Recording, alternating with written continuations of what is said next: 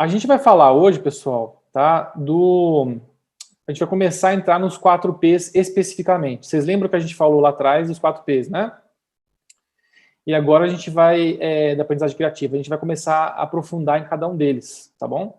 Vocês também, na aula 2, que vocês tiveram aí sem o encontro online, né, mas tiveram para estudar, vocês conseguiram também aprofundar um pouquinho mais sobre criatividade, né, fizeram as atividades, em breve vão ser também todos corrigidos, porque hoje, como vocês viram, de acordo com o novo cronograma, né, hoje é o último dia para vocês postarem as atividades da aula 2, tá bom? E aqui, a partir do encontro online, então, a gente começa essa nova semana em que vocês têm as atividades dessa semana para fazerem, tá?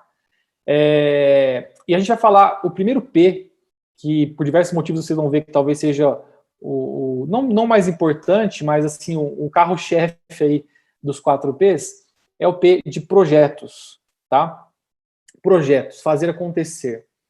E aí, pessoal, eu já ia começar com o vídeo aqui, mas enquanto a gente, se for possível, passar o vídeo, vocês já ouviram falar em cultura maker, né? Aliás, tem um programa que está passando aí, com o TAS, não sei se vocês já viram, que é Batalha Makers Brasil, uma coisa assim, em que dá para ver bastante essa dinâmica aí de espaços, de materiais e ferramentas para fazer você mesmo, né? E aí tem vários projetos lá, desafios, e o pessoal vai competindo num reality show, digamos, mais de makers, né?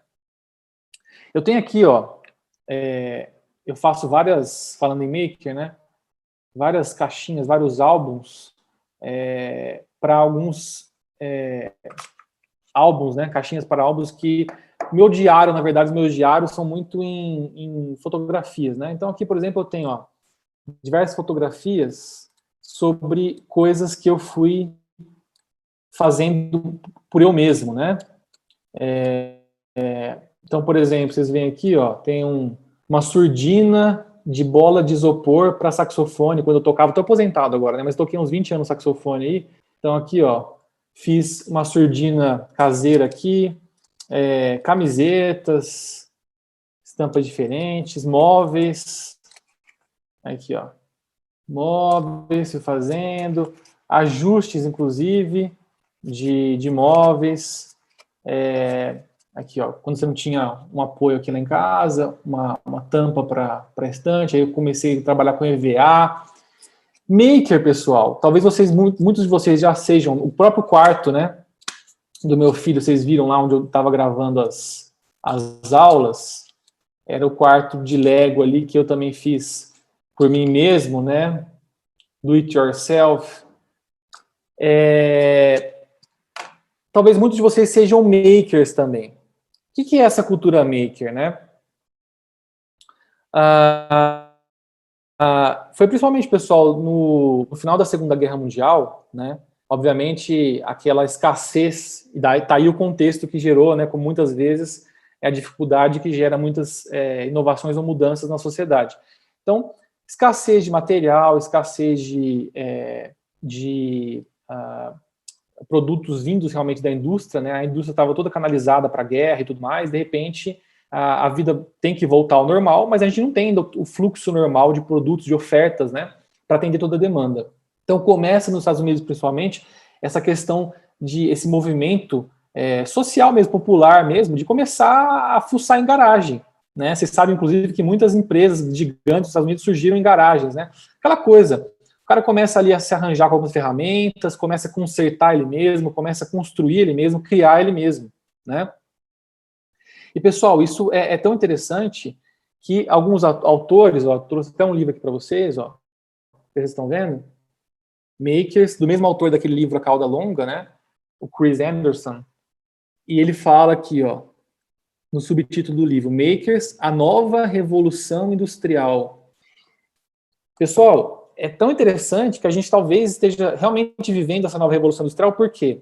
Porque, inclusive, com o aumento da tecnologia, hoje vocês sabem que a gente tem impressoras 3D, né, e máquinas de corte a laser cada vez mais popularizadas. Então, isso hoje está se popularizando cada vez mais em ambientes, né, colaborativos, os espaços makers e tudo mais, né, Não sei onde vocês moram, mas aqui em Brasília a gente tinha um espaços, tem também um projeto do MIT, inclusive, de onde vem onde trabalha o Mitchell Resnick, né, do Jardim de Infância para a Vida Toda. Tem um projeto que vem de lá também, que é dos Fab Labs, né?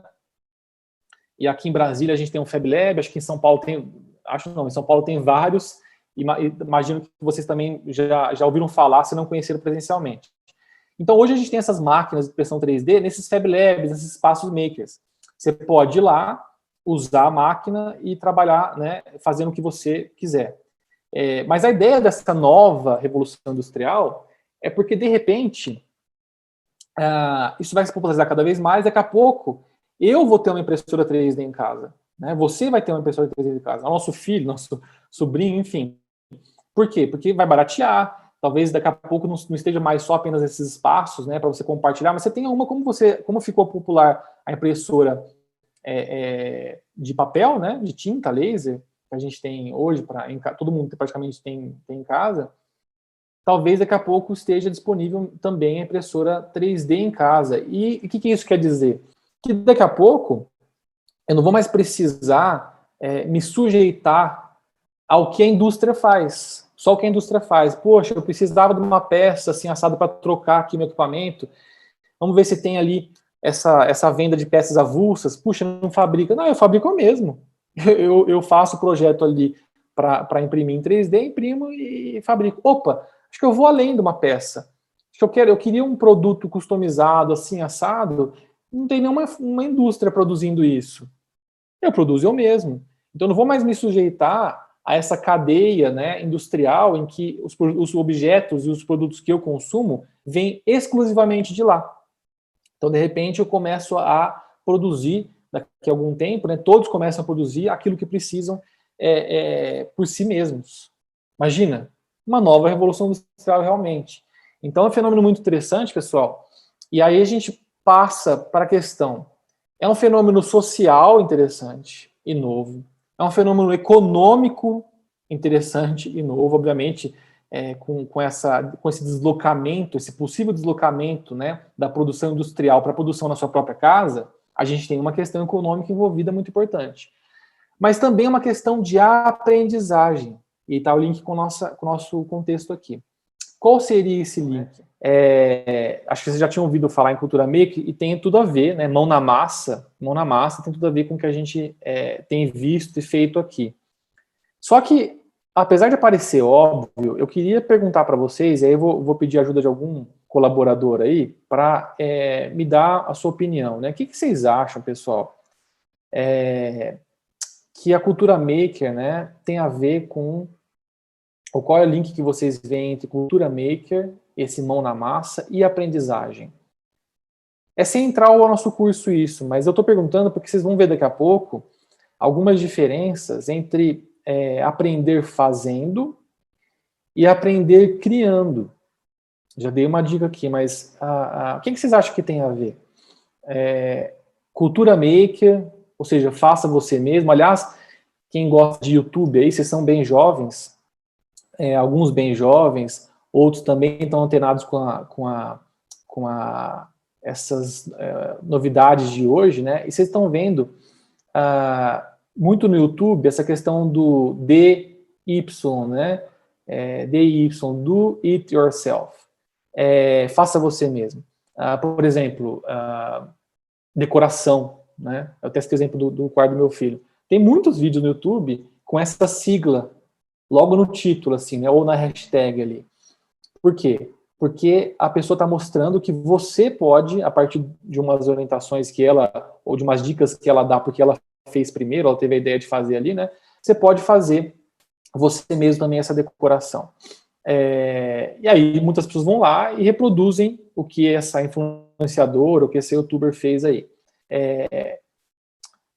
Isso não é necessariamente uma criação, né? Ela foi lá e repetiu o que a outra fez e tal. Eu estou provocando vocês aqui. Qual é a ligação entre cultura maker, botar a mão na massa, fazer alguma coisa por você mesmo, e aprendizagem? Alguém quer me ajudar? Só para a gente ir caminhando para os próximos tópicos e para o centro aqui da aula de hoje.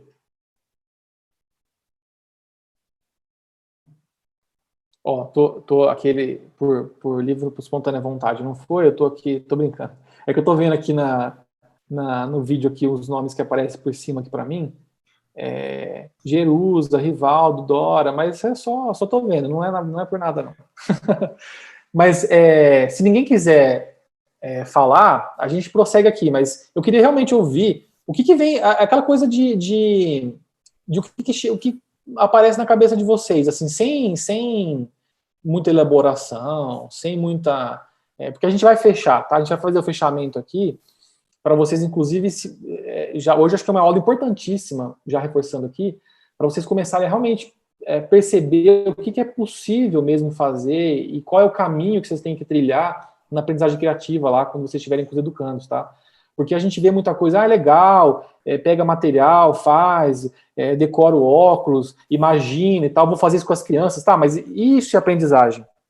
Né? Acho que hoje vocês vão começar, talvez, um pouco mais a ter isso claro. Então, antes desse fechamento que eu quero fazer com vocês, eu queria mesmo ouvir o que vem na cabeça, sabe?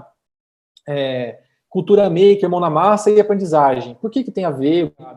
É uma coisa legal que você falou, é da questão da personalidade, né? De você se expressar aí cada um do seu jeito e tal. O Felipe também falou da importância de você aprender fazendo, no sentido de conhecer até novas ferramentas, né?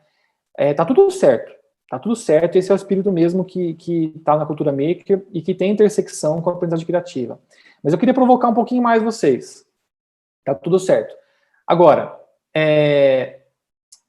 todos vocês, quando eu falo, por exemplo, como o Felipe deu exemplo, né, de aprender ele citou as ferramentas que ele utiliza no trabalho dele, mas quando eu estiver lá com o educando, a minha pergunta é, o que uma criança aprende, por exemplo, fazendo um boneco? Boneco. Tá, legal. Mas é isso só? Também é. Ela tem ali um estímulo, por exemplo, de atividade motora mesmo, né? Ela também conhece novos materiais, ela também percebe, por exemplo, que é possível utilizar coisas que ela nem imaginava para... Já estou até adiantando algumas possibilidades aqui, né? Mas ainda quero provocar vocês. Ela percebe que é possível utilizar diversos materiais e tudo mais, e ela vai e faz e tal, e brinca, é legal, é ótimo, faz parte também. Mas é só isso? Assim como o Felipe aprendeu a fazer, a mexer na ferramenta mexendo, ela aprende a fazer bonecos fazendo boneco. Outro exemplo que eu posso dar, se for uma dinâmica que vocês trabalhem alguma coisa de cozinha. Então, ela vai lá, aprende a fazer uma receita, quais ingredientes que são necessários, e ela aprende fazendo. Por quê? Porque ela faz a receita, pode reproduzir em casa de novo, e tá gostoso, ela pode comer, pode fazer em casa para os pais comerem também e tudo mais. É só isso?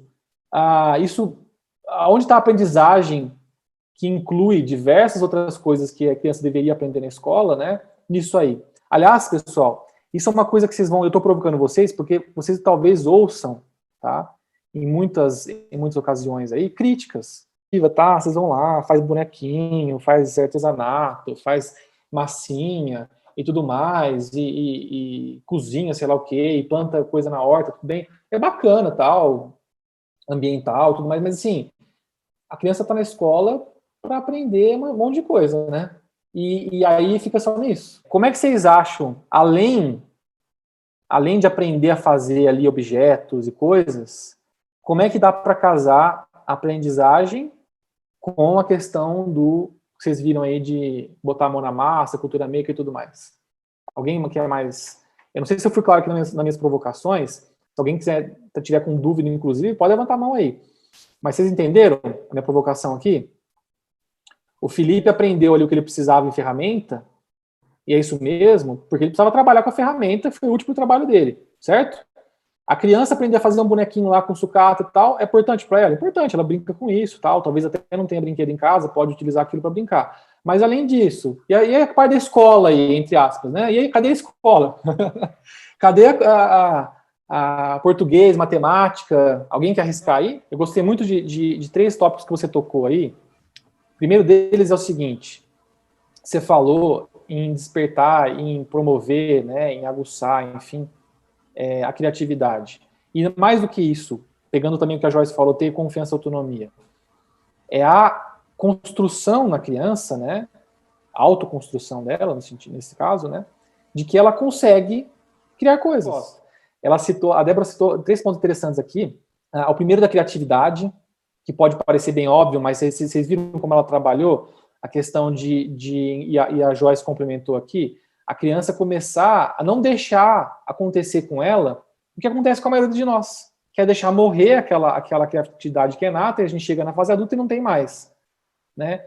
Aquele espírito criativo, melhor dizendo, porque a criatividade é inata mesmo, né? A gente vai deixando ela morrer. Então, a primeira coisa é essa, é você realmente permitir que a criança tenha confiança de que ela pode ser, que ela é uma pessoa criativa, que ela pode ser cada vez mais criativa e que ela pode criar coisas. Eu trouxe outro ponto, você falou, não sei se eu lembro bem, mas você falou, começar pequeno e ir evoluindo. Projeto. Tudo na vida, pessoal, é projeto. Vocês estão ensinando com essas coisas para a criança, esse começo, meio e fim, já ver daqui a pouco, resgatando inclusive a espiral da aprendizagem criativa, esse começo, meio e fim, essa concretização de ideias, essa questão de você imaginar uma coisa, botar a mão na massa, e o que você imaginou se concretizar, e sair dali um produto, isso aí, toda profissão trabalha com isso. Todo profissional vai precisar fazer isso. Projetos, executar projetos, e algumas profissões ainda mais, né? Então, quando a criança ela começa a ter noção de que ela é capaz de implementar e concretizar um projeto, desde a sua elaboração até a sua implementação efetiva, ela está se preparando para o mundo de forma geral, né? E um terceiro ponto que a Débora colocou, que eu acho importante, que ela citou, aceitando um pouco a provocação que eu fiz de matemática e tudo mais, né? Ela colocou, tudo sempre tem uma matemática ali, algum cálculo que tem que fazer, e é verdade. Mas aí, pessoal, é importante uma palavrinha vocês lembrarem bem, tá? Intencionalidade. Intencionalidade, intenção, tá? Procurem sempre, vocês vão ver aqui que vocês vão trabalhar cada vez mais isso, mas procurem sempre a intenção. É claro que às vezes a gente solta ali a atividade e automaticamente a atividade envolve algum cálculo, a atividade envolve alguma noção de outra disciplina, alguma noção de português, a atividade envolve estímulo à escrita, ok. Mas a gente não pode ficar dependendo apenas do ocasional. Ocasionalmente, por acaso, a atividade envolvia realmente fazer uma continha de somar ali, né?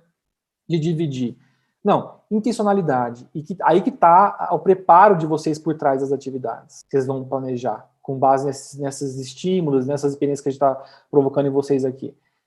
Tenham intenção de trazer conceitos não antes da atividade, tá? A gente vai ver essa diferença aqui. Não antes da atividade, mas assim, de preparar a atividade de tal modo que ela envolva conceitos importantes das disciplinas para que a educação seja integral, enfim, para que as crianças tenham isso no fazer, brincando, no botando a mão na massa, elas despertem esses conceitos de matemática, português, enfim, na própria atividade. Certo? Tá tudo certo, pessoal. Inclusive, eu agradeço muito as participações iniciais que colocaram essa questão do aprender fazendo, da questão do social, é isso. Tudo isso aí. O que eu tô querendo dizer para vocês só, e provocando vocês, é o seguinte: não fiquem só nisso. Tá? Não fiquem só nisso, porque isso, inclusive, é uma das críticas à aprendizagem criativa, quando muitos dizem assim, é bacana, socializa, faz coordenação motora, incentiva a criatividade e tal, mas a criança também precisa de outras coisas, né? E aí as pessoas caem no erro, muitas vezes, de falar assim, não seria melhor primeiro a gente passar os conceitos básicos para as crianças e depois a gente pega e exercita com dinâmicas legais. Também está errado. E por que as pessoas caem nesse erro? Pelo medo de não conseguir mensurar o que de fato tá sendo trazido de conteúdo, de conceitos, por meio das atividades. Então, percebam, pessoal, tentem não levar as atividades por si mesmas, tá? Elas são, muitas vezes, um fim também, como vocês colocaram, de promover criatividade, de promover socialização, trabalhar em grupo, tudo mais. Mas muitas vezes as atividades podem não ser um fim em si mesmas, elas podem ser meio, tá? E o mais interessante é que elas sempre sejam um meio. O meio já traz muitas lições também, esse meio, né? Mas o fim são as lições aprendidas, né? Que incluem também criatividade, que incluem também a questão que vocês colocaram, e a questão do projeto, né? Que eu acho que talvez a principal que o Mitchell Resnick enfatiza muito é a lição do projeto, ó. Aprender a fazer uma gestão de um projeto, a implementar um projeto, que é coisa mais importante que isso. Agora, tudo isso, pessoal, atividade como meio, tá? Como meio. Para a gente, inclusive, se precaver de realmente cair numa brincadeira por si só, entre aspas, né? Que tem, claro, efeitos, mas que às vezes peca um pouquinho nessa introdução intencional, tá? No planejamento, introdução no planejamento dos conceitos que querem ser trabalhados. Por que eu repito, no planejamento? Porque, repetindo, para deixar bem claro, não é legal, tá? E o Mitchell Resnick coloca isso, não é legal vocês colocarem os conceitos para depois exemplificar eles na dinâmica. Então, por exemplo, pessoal, vamos ouvir aqui, ó, a divisão, enfim, matemática, né? É assim assado, a multiplicação é assim. Vamos fazer aqui, ó, tal, tá vendo? Soma, subtração. Ou, na química, por exemplo, isso aqui é assim assado, essa substância é assim assado, tal. Ah, vocês viram? A criança lá dormindo, tá ouvindo. Tá, agora vamos lá. Vamos agora para a parte da mão na massa. Então, lembra que vocês viram lá aquela questão? Vamos agora mostrar aqui. Não é isso que o Mitchell Resnick fala. Ele fala, não, isso não. O que ele quer, o que ele aplica lá e quer que a gente aplique também é o seguinte. Eu ter a noção de que isso vai se desenvolver no meio da atividade, mas eu deixar rolar no meio da atividade. Não antes. Não trazer antes de forma teórica e depois eu insiro a prática. Não. Eu planejo a atividade de tal modo que as crianças, ao fazerem atividade, possam trabalhar dentro dos 4 Ps, tá? Apaixonadas pelo tema, com pares, compartilhando com os coleguinhas, certo? Dentro de um projeto, tendo a noção de projeto, tá? E com esse play de brincar, ou seja, com esse pensar brincando, é que elas possam ir percebendo, quase que sem querer aí, os conceitos que devem ser trabalhados. Tá claro isso, pessoal? Alguém tem alguma dúvida? Isso é muito importante, tá? Porque essa é a base do que vocês vão fazer, tá? O que vocês vão fazer não é ter ideias, simplesmente ideias de coisinhas bonitinhas e legais para fazer. É também, mas é importantíssimo que vocês tenham essa noção do todo para introduzir isso no planejamento e aí, de fato, haver uma aprendizagem criativa, tá? Eu citei o exemplo da cozinha, por exemplo, como metáfora, né, também assim, até como uma atividade que pode ser realmente exercitada, se alguém aprender, se uma criança aprender, por exemplo, tomando cuidado para não queimar o dedo, viu, Índia? se alguma criança aprender ali, estou dando um exemplo, né, a cozinhar um feijão, por exemplo. Qual a melhor forma de aprender a cozinhar feijão? Cozinhando feijão. Aprender fazendo. Tá. Só que aqui a gente quer ir além do aprender fazendo. A gente quer aprender criando, né? Então, na verdade, eu posso introduzir, primeira coisa, eu posso introduzir elementos, conceitos que eu quero que a criança comece a aparecer para a criança no meio da atividade. Talvez de química, né? Questão da ebulição da água, enfim. Então, quando ela estiver fazendo feijão, aquilo vai aparecendo, porque eu intencionalmente preparei a dinâmica para que isso acontecesse, né? Aquilo vai aparecendo e ela consegue então captar esses conceitos e interiorizar, o que é mais importante, esses conceitos na atividade. E por que eu falei aprender criando? Porque o mais interessante, como vocês viram nas atividades até aqui, estou dando o exemplo do feijão bem pitoresco aqui, mas não é você simplesmente aprender a fazer o feijão. Aprender fazendo é importante, é bacana e tal, mas o mais importante se você deixar um pouco mais aberto, de repente a criança vai fazer um tutu exclusivo, né? De repente a criança vai fazer um doce de feijão. Por quê? Porque você colocou a dinâmica de uma forma em que não fosse já uma receita pronta, e sim a abertura numa dinâmica para que ela exercite a sua criatividade. Vocês vão ver numa das atividades, pessoal, da semana, são 6 atividades, tá? Tem 2 que dizem respeito a um curta aí, um curta-metragem, vocês vão ter uma sessãozinha de cinema aí, sessão pipoca na semana, tá? Separe um tempinho, tem um curta lá interessante, se não me engano é russo, Meu Estranho Avô, tá? Que trabalha muito essa questão de geringonças e mão na massa, e maker e tal. Aí vocês vão assistir esse vídeo, vão falar sobre o vídeo numa das atividades e tal, e na outra atividade, vocês vão tentar reproduzir, tá? Algumas pelo menos partes da geringonça que o avô faz lá no vídeo, né? Vocês vão reproduzir essas geringonças com materiais que vocês têm à disposição aí, ou terão à disposição com os educandos, né? Também depois. Nesse caso, é um aprender fazendo, porque vocês vão reproduzir ali o que estava no vídeo, tentando fazer parecido com peças que vocês têm. Para que isso? A Dagmar pensou nessa atividade para quê? Para exercitar em vocês, né, esse despertar para materiais novos, esse despertar para vocês conseguirem concretizar com materiais que vocês têm à disposição, algo que vocês viram no vídeo, e tá ok, é isso mesmo. Vocês têm que ter essa capacidade, para inclusive fazer com as crianças, e também é legal incentivar essa capacidade das crianças. Mas uma outra atividade revela para vocês essa ampliação que eu estou colocando aqui, essa ampliação para o aprender criando, né? Não é só aprender fazendo e reproduzindo alguma coisa e chegando a um produto final, mas aprender criando, porque quando está aberta a atividade, sem uma receita definida, vocês podem permitir que a criança voe por ela própria. Pessoal, vocês lembram aqui e essa atividade que eu estou dizendo é uma atividade que resgata com vocês a questão da espiral da aprendizagem criativa. Vocês lembram da espiral da aprendizagem criativa? Vamos ver se dá para ver aqui, ó. Vocês lembram aqui?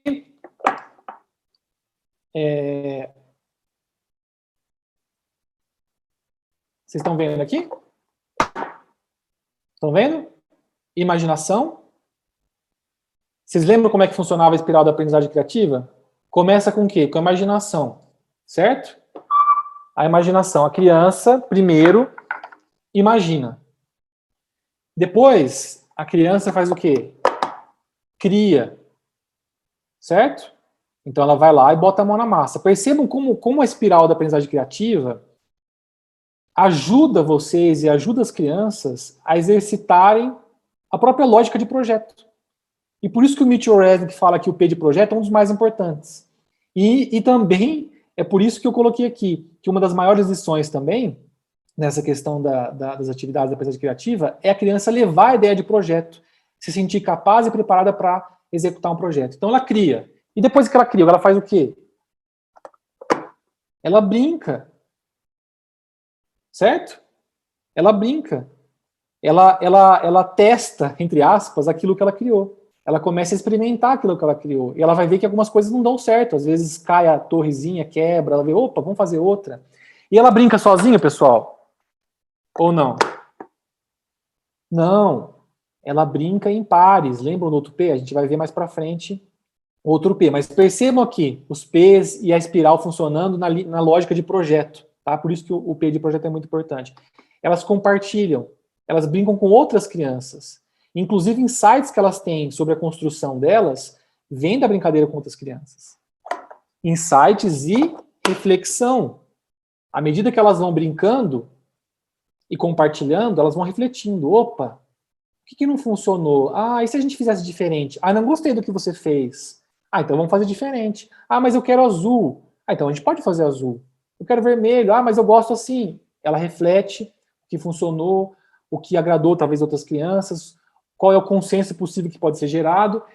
Aí ela imagina de novo e o ciclo da espiral recomeça. Percebam, pessoal? Eu estou vendo aqui uns comentários, deixa eu só ver se eu consigo acompanhar. O Rivaldo, a Karen A Joyce já tinha falado aqui, né, que daí surge a questão de saber conduzir uma criança, não podar e sim orientar. A irmã Rita tinha colocado da matemática lá na outra questão que eu estava colocando, né, mas agora aqui, acho que as últimas foram no seguinte sentido aqui. A Karen falou, até para fazer as atividades dessa unidade, é necessário fazer o projeto, pensar o que será feito, como será, quais materiais, ou seja, necessita de planejamento. Perfeito, Karen. Você viu agora, quando eu recuperei aqui a espiral da aprendizagem criativa, essa questão que você colocou? Você imagina primeiro, você é provocado a imaginar, né? Depois você vai lá e cria. É isso mesmo. E aqui o Rivaldo colocou. Ou seja, aprendizado é processo. A preocupação não está no resultado, produto feito pelos estudantes. Perfeito, Rivaldo. Mas sim no que acontece enquanto os estudantes criam. Perfeito. Às vezes, isso seja um tanto difícil de ser compreendido e aplicado, pois nossa educação é muito rígida. Por isso, fugir da escola, entre aspas, né, é essencial para avançar com propostas educacionais que focam no protagonismo do educando. Perfeito. É isso aí, pessoal. É isso que eu queria que vocês levassem de forma muito especial, tá? O Francisco está colocando aqui também, dentro de uma obra social na qual não temos aula de matemática, português e sim oficinas voltadas à identidade da criança, o desafio é justamente ajudar a criança a construir sua identidade por meio desse modelo criativo. Perfeito.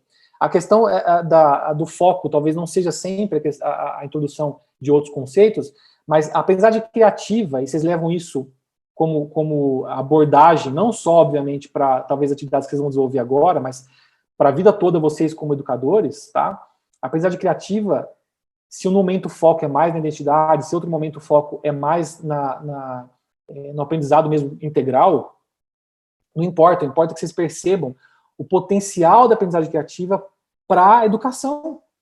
Como o Rivaldo falou, quando você percebe o potencial gigantesco de você introduzir, seja qual conceito for, Francisco, seja a questão da identidade, mas seja matemática, português, qualquer coisa, quando você percebe o potencial gigantesco de introduzir isso de uma forma em que a criança se envolva, apaixonada porque ela gosta do que ela está fazendo, se envolva compartilhando com pares, com outras crianças, se envolva brincando com aquilo, e numa lógica de projeto, perceba os 4 P's aí, você percebe que, como o Rivaldo falou, não faz sentido aquele modelo tradicional em que eu tento empurrar um monte de conceitos na cabeça das crianças e depois eu finjo que falo que vou agora exemplificar com coisas práticas e tal. Até é bom, realmente, é melhor do que só colocar a parte teórica, né? É bom que se exemplifique e tal. Mas a proposta do Jardim de Infância para a Vida Toda, do Mitchell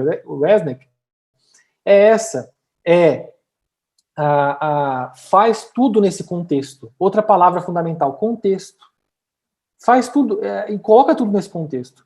Vai ser muito mais produtivo, vai ser muito mais efetivo, vai ser muito mais duradouro, tá? E o livro, não sei se vocês todos já deram uma olhadinha no livro também, vale a pena adquirir depois a obra, adquirir também.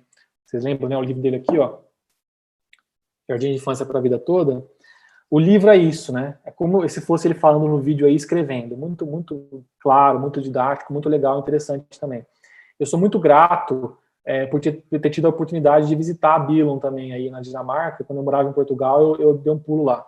Pensa numa cidadezinha longe, assim, isolada do nada, assim.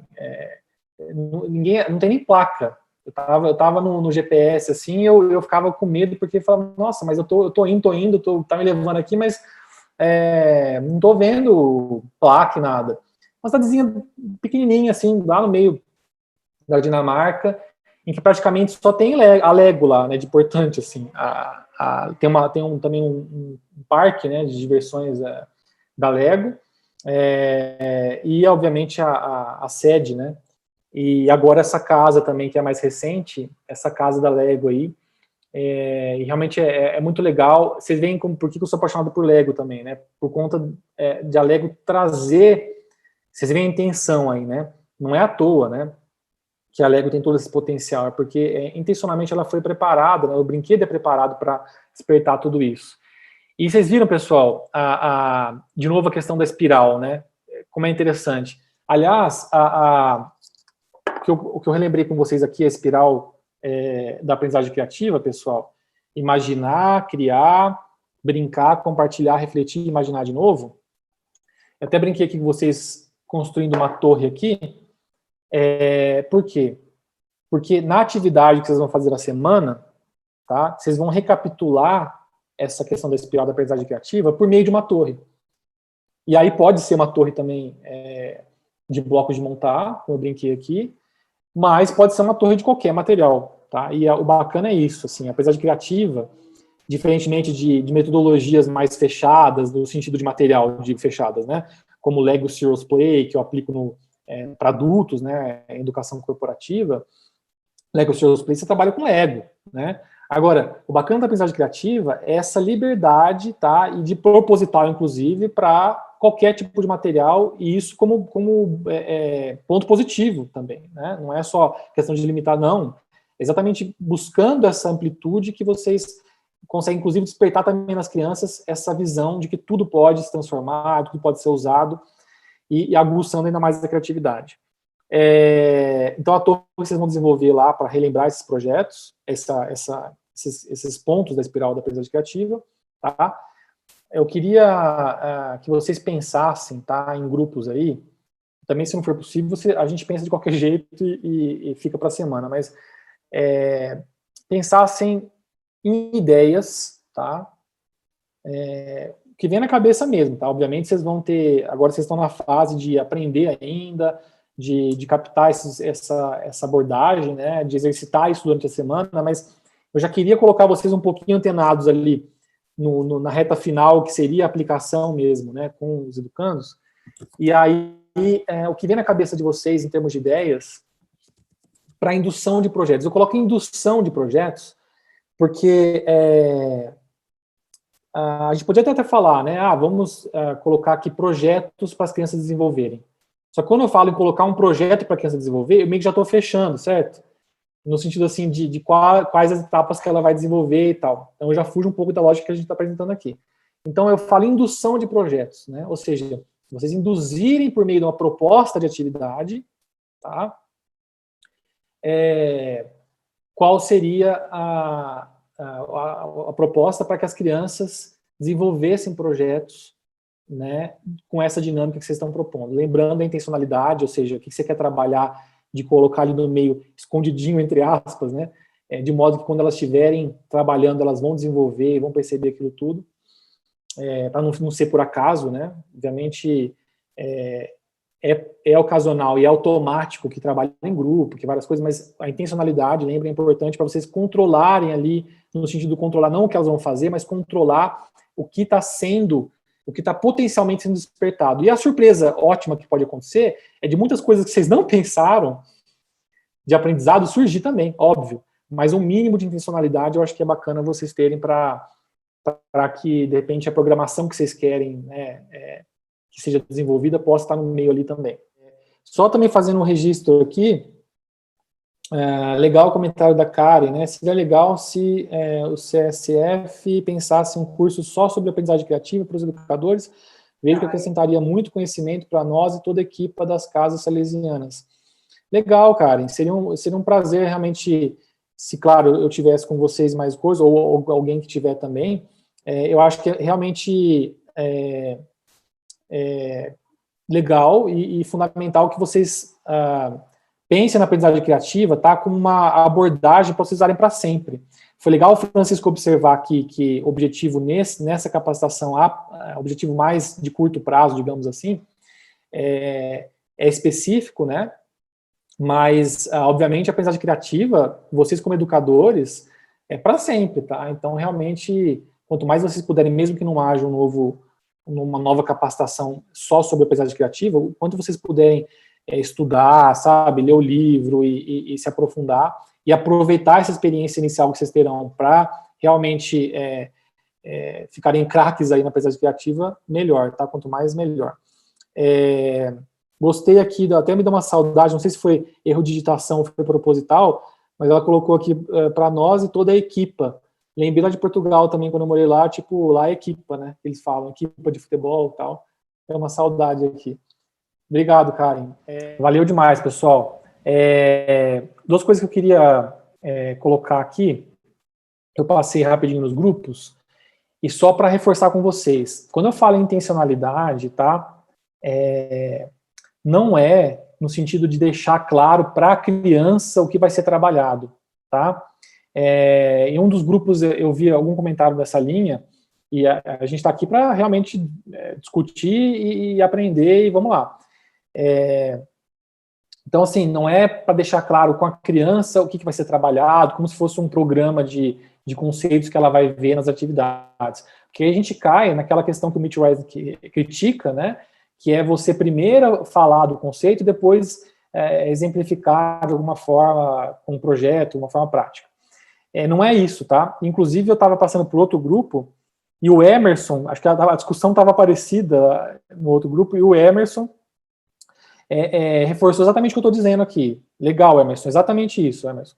Ele falou o seguinte, ó, pessoal, a intencionalidade, pelo que eu entendi, é a gente ter claro que o que vai ser, né, desenvolvido ali no contexto, que vai ser estimulado no contexto, e não no sentido de explicitar essa parte aí para a criança antes, e aliás, em nenhum momento, né, é necessário explicitar. Porque ela vai pegar ali no decorrer do... Claro que às vezes ela pode, dependendo da idade também, tudo mais, é até legal você depois brincar com ela, tá vendo como você trabalhou ali aquelas coisas e foi legal, mas, enfim, o foco nem é falar do conceito, tá?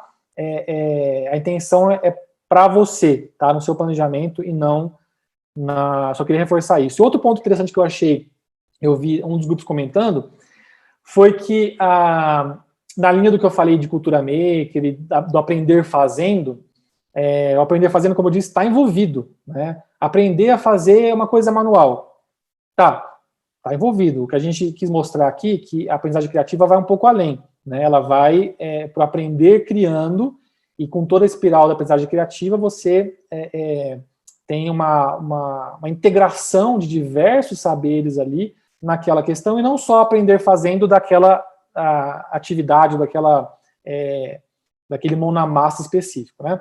Mas o que eu achei interessante que alguém falou aqui, não lembro agora o nome de uma colega, dizendo o seguinte, que além da aprendizagem criativa, né, esse trabalho manual, numa experiência que o Chical estava relatando ali, também pode funcionar assim como estímulo à atividade em si.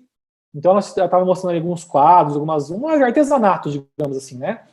Então, de repente, acho que ela teve experiência de crianças que despertarem habilidades de artesanato, com as atividades da aprendizagem criativa, e além de saírem ali de influências negativas do tráfico, enfim, de repente puderam até empreender. Eu acabei não terminando ali o relato, mas empreender com aquilo, vender e tudo mais, né? E aí cai muito no que eu trabalho também, que é o empreendedorismo do Sebrae, né? Às vezes vira até um negócio, depois aquela produção ali de artesanato que foi despertada pela aprendizagem criativa. Que, aliás, na verdade, pode ser trabalhado, essa questão do foco na atividade, afastado, às vezes, de circunstâncias não tão boas para a criança, isso já faz parte, obviamente, da aprendizagem criativa, mas eu estou brincando aqui de efeito colateral positivo, a questão do empreendedorismo até, né? Então, às vezes, você vê, como eu citei, às vezes a intenção que vocês tinham ali na aprendizagem criativa nem era a criança sair dali e virar empreendedora com aquele... Então, gostei, acho que foi estou vendo agora a Enas, né, Enas? Estava relatando tudo isso. Exatamente. Muito legal, Enas. Foi até para a questão do empreendedorismo e de um sustento, né, uma forma de inclusão produtiva até da família, né? Eu passei rapidinho lá, não peguei. Na verdade, a experiência não foi só dessa extrapolação, não. Teve realmente uma experiência efetiva e muito bem sucedida de aprendizagem criativa. Olha só, a Enas está relatando aqui a questão da matemática. Então, pessoal, é isso. A gente tem ainda vários encontros, a gente vai aprofundar nos outros P's, mas eu já provoquei isso desde hoje aqui, porque hoje a gente falou de projetos, que é esse primeiro P, para a gente começar já tendo esse cerne, né, essa compreensão aqui, trabalhado no contexto, acho que é outra palavra-chave da aprendizagem criativa, que a gente foi desenvolver com essa ótica, tá? Com esse óculos da amplitude, tá? Que é exatamente pensando assim, opa, o que eu posso trabalhar aqui, o que pode ser trabalhado nesse contexto, no meio dessa atividade legal aqui, vai conseguir automaticamente trabalhar outros assuntos também. Pessoal, nós encerramos o tempo aqui. Eu queria só falar para vocês Vocês viram que sempre nos encontros eu vou, inclusive reforçando para os alunos novos aqui, sempre nos encontros a gente fala que vocês vão encontrar durante a semana para fazer, né? Eu citei algumas atividades já aqui hoje, e só para fechar, vocês vão ter também um outro vídeo, tem muito vídeo essa semana, tá? Um outro vídeo também de uma entrevista, além do curta lá, então tem uma entrevista do Mitchell Resnick com um dos colegas dele lá, com um jovem lá que trabalha também com ele no MIT, e tem umas experiências legais de aprendizagem criativa. E aí nessa discussão, vocês vão fazer umas atividades sobre o vídeo, né? Sobre essa entrevista. E também tem uma outra que vocês vão fazer um plano de um produto que você quer desenvolver e tudo mais. É bem legal também. A questão só que eu queria enfatizar aqui para vocês levarem também, prestarem atenção quando vocês assistirem o vídeo, assim, como eu não gosto muito de aprendizagem por problemas, eu fiz assim assado, né, aprendizagem por projetos, que é o que a gente está vendo hoje aqui, né? Tem essa intersecção com a aprendizagem criativa, né? Fez uma observação pontual. Ele falou, para deixar claro aqui, né? Eu sou totalmente favorável, eu não sou contra, né? A aprendizagem por problemas, né? Seria os problemas, de novo, no contexto do projeto, a aprendizagem por projetos. Por que eu estou colocando isso para vocês aqui? Porque vocês vão dar uma estudada também essa semana aí, mas é aquela coisa de soltar um problema, soltar um desafio, e aí a criança corre atrás para resolver o desafio e tal. É legal também. Como o Mitchell Resnick falou, não tem nada contra isso, né? A questão só é que se você não coloca isso no contexto da aprendizagem criativa, muitas vezes a resposta que ela vai dar para aquele problema é uma resposta já pronta, uma resposta que ela trouxe de casa e tudo mais, e não tem esse processo criativo, esse aprender criando. Então, por isso que o Mitchell Resnick fala que é mais legal colocar os problemas no meio, e mesmo assim, o colega dele na entrevista, o entrevistado, falou, mas é claro que às vezes a gente encontra crianças esse perfil de querer resolver um problema. Então a paixão dela, o interesse dela, o que vai engajar ela é resolver um problema. Então ele pode contextualizar isso para iniciar já com esse problema da criança e fazer ela desenvolver e promover que ela desenvolva um projeto em torno disso, né? O importante é promover o projeto. Então às vezes o problema pode até estar no início, como desafio e tudo mais, né? Mas de forma geral, e se possível, colocar os problemas no meio da dinâmica para que a criança se depare com esses problemas no decorrer da elaboração do projeto. Tá, pessoal? Eu citei uma coisa também aqui, fechando, eu citei uma coisa aqui também que vocês vão ver em outros momentos, né, que é o P de paixão, lembram, né? O P de paixão, que tem a ver com o que interessa, que faz sentido. E a gente entra na intersecção com outra, você vê como é complexo também esse mundo teórico aqui, que tem a ver com o que vocês estão estudando.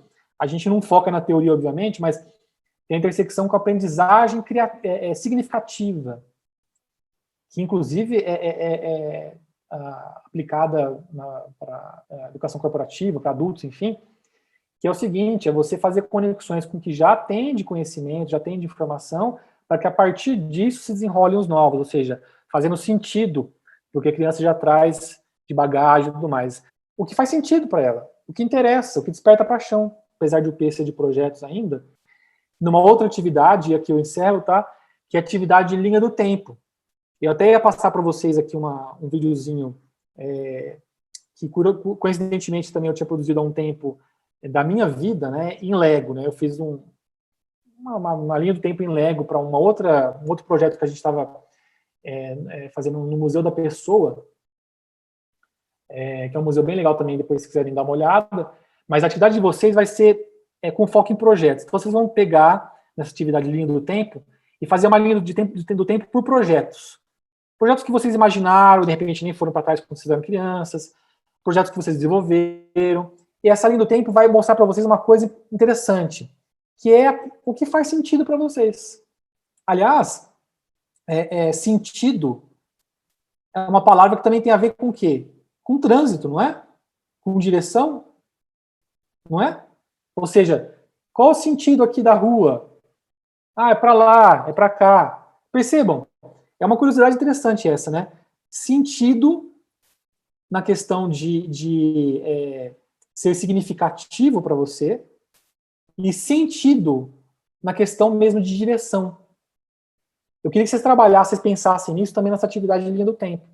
Percebam que o sentido, em termos de cronologia, né? o sentido de vocês e a direção que vocês tomaram nos projetos imaginados e executados durante a vida de vocês, nessa linha do tempo, também diz muito sobre o sentido, agora na questão do significado. O significado que vocês têm na vida de vocês, em termos de propósito, a gente já trabalhou isso também, né?